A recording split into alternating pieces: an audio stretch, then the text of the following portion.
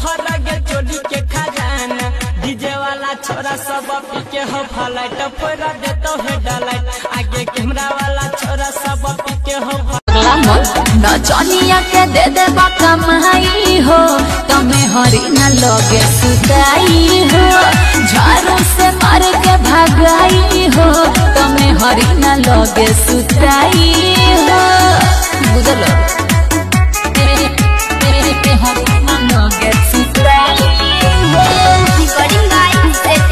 देखो पगला मन नचनिया के दे दे कमाई हो तमे हरी न लगे सुताई हो झाड़ू से मार के भगाई हो। सब आप रिश्ता देखने जाएंगे तो सबसे पहले क्या देखेंगे?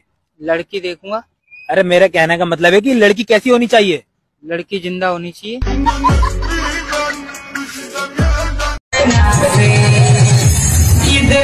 के देनी ना चुम्मा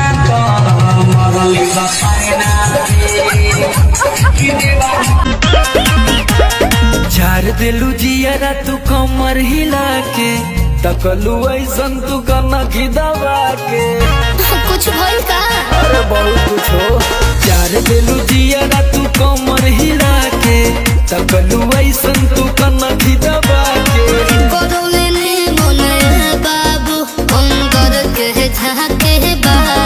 अच्छा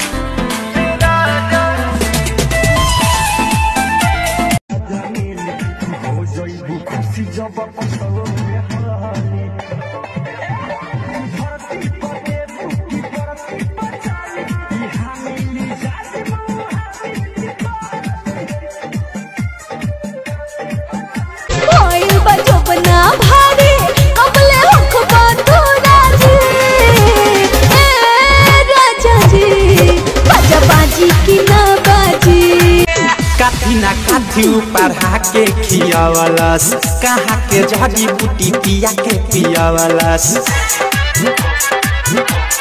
हाय हाय काथी ना काथी पढ़ा के खियावलस कहाँ के जड़ी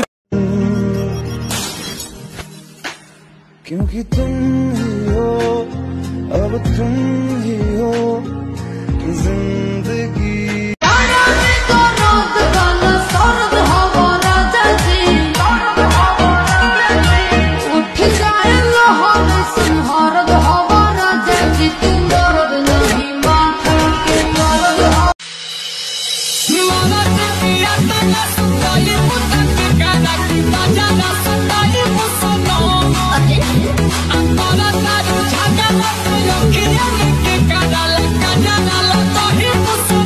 काथी ना काथी पढ़ा के खियावलस कहाँ के जड़ी बूटी पिया के पियावलस हाय हाय काथी ना काथी पढ़ा के खियावलस 3, 2, 1 jump